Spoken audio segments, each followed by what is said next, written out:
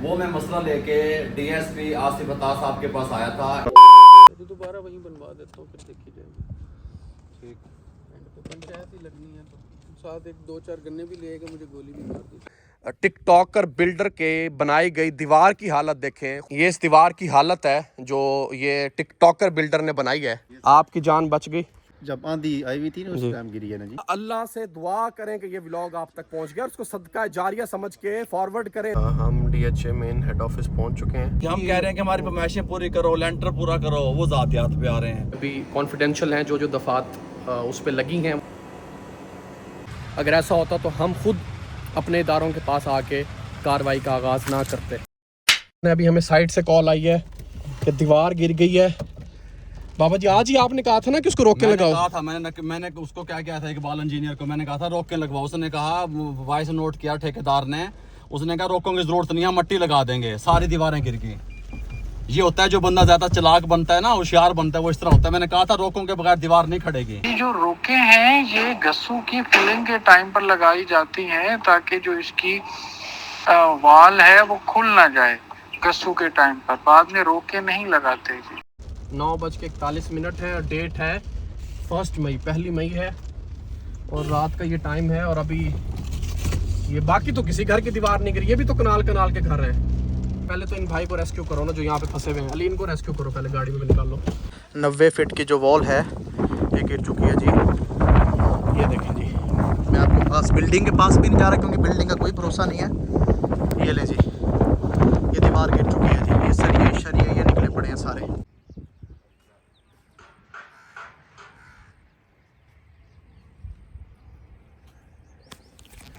अस्सलाम वालेकुम जी, उम्मीद करता हूँ आप सब खैरियत से होंगे, बरान रहमत को दोनों हाथों से समेट रहे होंगे। आज का खूबसूरत सा इंटरेस्टिंग सा व्लॉग करते हैं स्टार्ट। ये देखें जी, टिकटॉकर बिल्डर का एक और कारनामा मैं आपको दिखाने लगा हूँ। इस इंसान ने हमारी साइट पर हमारी मेहनत की जमा पूंजी से बनाए जाने वाले घर पर कोई भी ऐसा नाकिस तजर्बा नहीं है जो यहाँ पे ना किया हो। जो एक बच्चा जिस तरह क्रॉलिंग करना सीखता है ना और बार बार गिरता है, और ये इंसान कहता है कि मैं अपनी वीडियोज़ में ये कहता है कि मेरा 24 साल का तजर्बा है। 24 साल का तजर्बा इसका सिर्फ वीडियोज़ बनाने का, लोगों को फ्रॉड में फंसाने का हो सकता है, लेकिन कंस्ट्रक्शन का नहीं हो सकता।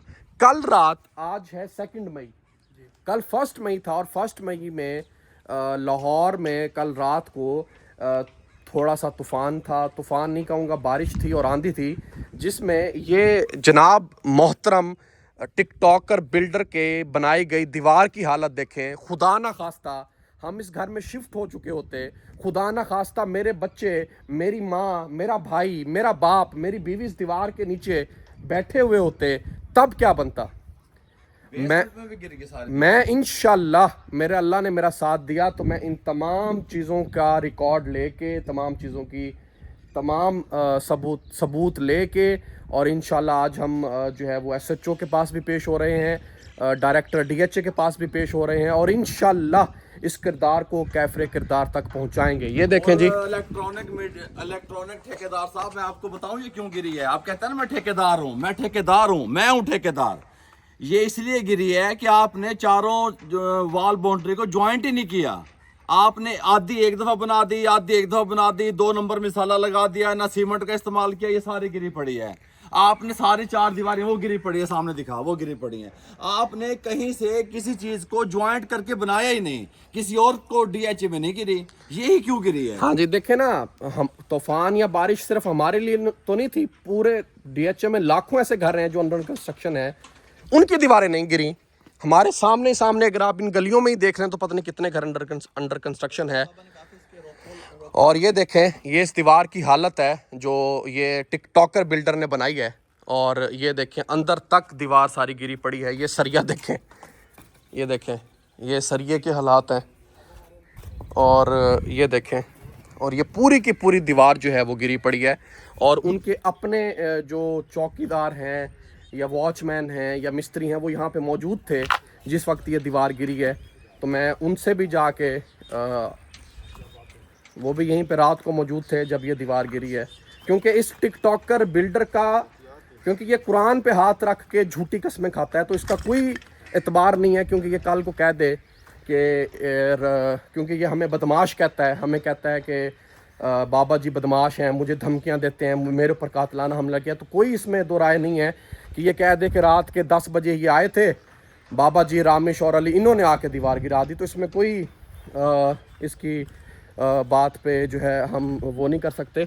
सामने वाले घर की CCTV फुटेज भी मैं निकलवा सकता हूँ, हमारा कैमरा भी लगा हुआ है। अस्सलाम वालेकुम जब्बार भाई, कैसे हैं, खैरियत से हैं? आपकी जान बच गई? शुक्र अल्हम्दुलिल्लाह, खैरियत है, मैं बच गया हूँ। आप यहीं पे मौजूद थे जब ये दीवार गिरी? जी सर। हमने तो आके नहीं गिराई सर। नहीं, किस तरह? जब आंधी आई हुई थी ना, उस टाइम गिरी है ना जी। अच्छा, आप टेक्निकली तौर पे थोड़ा सा हमें बता सकते हैं ये क्यों गिरी है? सर ये अकेली थी ना, आगे इसका कोई ज्वाइंट नहीं था। और 90 फीट की वाल है। जी सर, और हाइट में थी, इसलिए मतलब हवा की प्रेशर की वजह से यह गिर गई है ये। तो ये आपके सामने है, यहाँ से आज का व्लॉग हमारा स्टार्ट हुआ है और अभी हम जा रहे हैं DH ऑफिस, DH जो डायरेक्टर हैं उनसे मिलने के लिए। उसके बाद हम इंशाल्लाह थाना में जाएंगे, जो हमें थाना लगता है, SHO से मिलेंगे। और जहाँ जहाँ मैं व्लॉग कर पाया, जहाँ जहाँ व्लॉग बना पाया, मैं इंशाल्लाह ज़रूर बनाऊँगा। बहुत सी ऐसी जंगें हैं जो हमने लड़ी हैं लेकिन सोशल मीडिया पे नहीं बताई। बहुत सी ऐसी चीज़ें हैं जो ऐसा नहीं होता, किसी की लाइफ बिल्कुल ऐसे स्मूथ नहीं चल रही होती, लेकिन ये बात जो है, ये चीज़ जो है, यहाँ पे खाली मेरी बात होती ना तो मैं कभी भी ना ये सब कुछ करता, ना व्लॉग बनाता, ना आप सबको बताता। प्रॉब्लम ये है कि इस बंदे ने हमारी साइट पे काम करके यहाँ से व्लॉग बना के लाखों लोगों से काम लिया है। वो लोग अब पछता रहे हैं। भाई बाबा फूड की साइट पे बाबा फूड ने एक बंदा जो चूज कर लिया है तो हम भी चूज कर लें। फैमिलीज ने आके यहाँ पे मिन्नतें की हैं कि हमने तो इसी से बनवाना है। ये देखें, खुदा का वास्ता है, अपने बच्चों की, अपनी सेफ्टी को देखें, ये वॉल देखें और अल्लाह से दुआ करें कि ये व्लॉग आप तक पहुंच गया और उसको सदका जारिया समझ के फॉरवर्ड करें, लोगों तक फैलाएं। ये इतना जाहिल इंसान है। इसके 2-4 वजूहात हैं इस दीवार की गिरने की। सबसे पहले तो कल ये दीवार 1 हफ्ते से मुकम्मल हो चुकी है और कल हमने और बाबा जी ने उस जाहिल इंसान को कहा कि इसके साथ रोकें लगा दे, रोकें लगाओ। कहता है नहीं, रोकें को तो ज़रूरत ही नहीं होती, क्योंकि वो आता ही नहीं ना। पहली पिछली दीवारों को जब हम मौजूद थे, जब उसके कारनामे हमारे ऊपर नहीं खुले थे, तब हमने उसको कह के रोकें लगवा दी थी। अब उसके कारनामे खुल गए थे तो उसने रोकें भी नहीं लगाई। रोके ना लगाने की वजह से, ये दाड़ा 8 इंच का पूरा ना होने की वजह से, क्योंकि पैमाइशियाँ आउट हैं, प्लस ये दीवार ज्वाइंट ना होने की वजह से, ये 3 वजूहात हैं जिसकी वजह से ये दीवार गिरी है।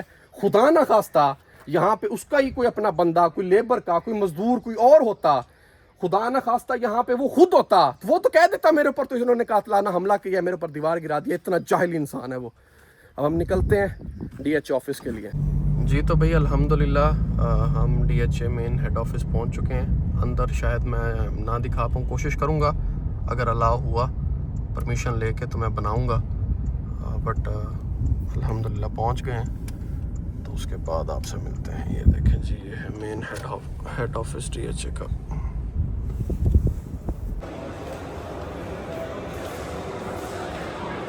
दिल क्या हर चीज दुखा के रखा। कोई बयान होता है सुबह, कोई बयान बात ये है कि ड्राइंग के हिसाब से हमें मेजरमेंट चाहिए। हम ज़ातियात पे किसी के आए नहीं रहे। नकवी साहब भी हमारे लिए काबिल एहतराम है, उनकी फैमिली भी काबिल एहतराम है, यूसुफ ठेकेदार भाई भी काबिल एहतराम है, जब्बार भाई भी काबिल एहतराम है, इकबाल भाई भी काबिल एहतराम है। लेकिन हमारी पैमाइशें कहाँ गई? पैमाइशों की तो कहीं बात ही नहीं हो रही। हाँ जी, बात हो रही ज़ातियात की, बात हो रही ज़ातियात की। हम कह रहे हैं कि हमारी पैमाइशें पूरी करो, लेंटर पूरा करो, वो ज़ातियात पे आ रहे हैं। क्या बनेगा भाई? कुछ भी नहीं। हम कहते हैं पैमाइशों का, DHO का, वो कहते हैं जी ये मनी लॉन्ड्रिंग कर रहे हैं, ये कातलाना हमला करेंगे, इनकी अम्मी को कैंसर नहीं है, वो 4-4 घंटे में आके बैठी रहती हैं साइड पे। अच्छा, ये भी मैं आज एक वीडियो पैगाम से आपको बता दूं मोहतरम बिल्डर साहब कि हमें इस तरह की आप टुट पुंजियों वाली हरकतें करते रहे, हमें फ़र्क नहीं पड़ता, क्योंकि जो सच्चा होता है और जिसके साथ दलाइल होते हैं वो इस तरह की हरकतें करता भी नहीं है। और ना ही हम ऊंचा ऊंचा बोल के कुरान पे हाथ रख दो, ये कर दो, यहाँ पे कर दो, इस तरह। मैं तो आप तो शुक्र अदा करें कि जो जो हरकतें आपने की हैं, मैं उनको, वो इतनी नाजेबा हैं कि मैं उनको सोशल मीडिया पे भी नहीं चला सकता। जी। कि लोग क्या सोचेंगे कि मैंने किसी का पर्दा ही नहीं रखा, जी। मैंने किसी की फैमिली का, किसी के मामलात का पर्दा ही नहीं रखा। आप तो मेरा शुक्रिया अदा करें कि मैंने अभी वो चीज़ें जो इतनी नाजेबा हैं आपकी तरफ से, और जो मतलब जो आपके किस्से हैं, रुदादे हैं, वो मैंने अभी शेयर नहीं की। और डीएचए वाली वीडियो का जवाब नहीं देते, बाकी हर चीज़ हाँ, का देते कोई हैं। नहीं, हर चीज़ का जवाब इंशाल्लाह आपको देना पड़ेगा। मुझे सिर्फ एक बात करने दो, सिर्फ ये बताएं बिल्डर साहब, मैं आपका नाम लेना भी पसंद नहीं करता, सिर्फ ये बताएं कि जब हम आपको बुमैशों की बात करते हैं या लेंटर पे पोरिंग पे आप नहीं आए, उसका जवाब आप नहीं देते। लेंटर 5 इंच छोटा आप है। हमारी तजोरियों की बड़ी नजर है आपकी।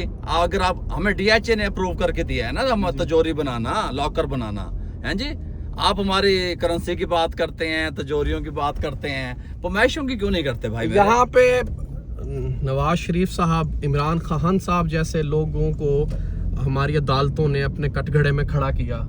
इतने बड़े बड़े नाम अदालतों में पहुंचे और उन इंसाफ तक उनको अदालतें लेके गई। तो हम तो एक मामूली से यूट्यूबर हैं, हम अगर मनी लॉन्ड्रिंग कर रहे हैं जो तो हम तो, और बस फिर तो हम तो यहाँ रह ही नहीं सकते। मनी लॉन्ड्रिंग कर रहे हैं हम।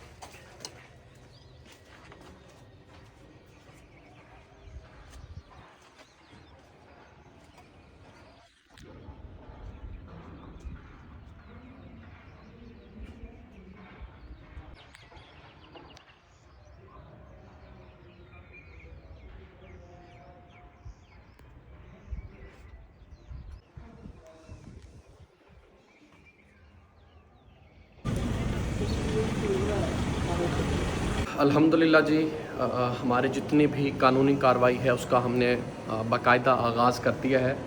और डीएसपी आसिफ अता साहब से आज हमारी मीटिंग थी। इतने अच्छे तरीके से उन्होंने हमारा मैटर सुना, और सुनते ही उनको और जो वीडियोस हमने उनको दिखाई, जिस तरह से वो फ्रॉड या बिल्डर जो वीडियोस बना के डाल रहा था, वो उसी के ख़िलाफ़ ही वो वीडियोस इंशाल्लाह इस्तेमाल होंगी।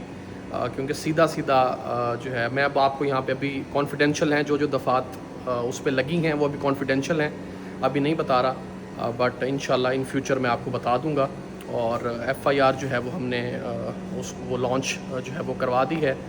और डीएसपी आसिफ अता साहब ने इतने अच्छे तरीके से हमारी बात सुनी है, इतने अच्छे तरीके से हमें गाइड किया है कि मैं सल्यूट पेश करता हूँ पंजाब पुलिस को और डीएसपी साहब को। और एसएसपी काशिफ असलम साहब का भी मैं शुक्रिया अदा करता हूँ कि उन्होंने हमें यहाँ पे रेफ़र किया। पहले हम एसएसपी साहब के पास गए थे, उन्होंने हमारी बड़ी तवज्जो से बात सुनी, प्रॉपर टाइम दिया, और उसके बाद हमें डीएसपी साहब के पास रेफ़र कर दिया। अल्हम्दुलिल्लाह हम सच्चे हैं, यही वजह है कि हम यहाँ पर आए हुए हैं, और हमने बाकायदा कानूनी कार्रवाई का आगाज़ जो है वो कर दिया है। जी बिस्मिल्लाहिर्रहमानिर्रहीम, मैं शेफ रिजवान, आप मेरे यूट्यूब चैनल पे और टिकटॉक पे देखते रहते हैं और मोहब्बतों से नवाजते हैं। मेरा एक मसला है DHA फेज 7 में जेड ब्लॉक में 1203 में, वो मैं मसला लेके डीएसपी आसिफ अता साहब के पास आया था। इन्होंने तसल्ली से मेरी पूरी बात को सुना, समझा, और फिर फ़ौरन जो कानूनी कार्रवाई है उसके मुताबिक उस पर अमल दरामद कराने का हुक्म दिया। और साथ में इशफाक साहब जो इनके रीडर ठहरे हुए हैं, इन्होंने हमारे साथ कोऑपरेट किया। इनका पूरा स्टाफ डीएसपी का जो है वो हम इसको अप्रिशिएट करते हैं पूरे सोशल मीडिया प्लेटफॉर्म पे कि इन्होंने हमारे साथ ताउन किया और हमारी बात को सुन के और उसको फ़ौरन एक्शन लेने का हुक्म सादर किया। डीएसपी साहब आपका बहुत शुक्रिया, अल्लाह ताला आपको इज्जत दे, देह पर सलामत रखे। आपने मुझ जैसे नाचीज़ की बात को तवज्जो से सुना। इशफाक साहब आपका बहुत शुक्रिया, अल्लाह आपको इज्जत दे। आपने फ़ौरन एप्लीकेशन लिखी और फौरन कार्रवाई का जो है वो जारी कर दिया, इम्प्लीमेंट भी होगा इंशाल्लाह। बहुत शुक्रिया।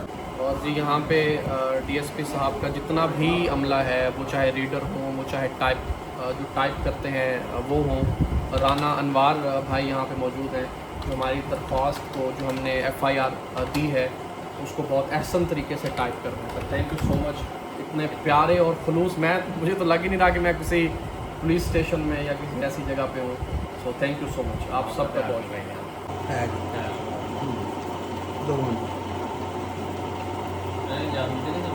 अल्हम्दुलिल्लाह जिस काम के लिए हम आए थे डीएसपी साहब के पास, वो काम अल्हम्दुलिल्लाह कंप्लीट हो चुका है और अब हम निकलते हैं। और जो जो अपडेट्स होंगी इंशाल्लाह वो मैं आपको देता रहूँगा, ताकि अगर किसी के जहन में ये कहीं, वैसे तो आप सब मेरी फैमिली है, मुझे पता है आप सब हमसे प्यार करते हैं और हमारा 5 साल का सोशल मीडिया का जो सफ़र है आप सबके साथ, वो आप सबके सामने है।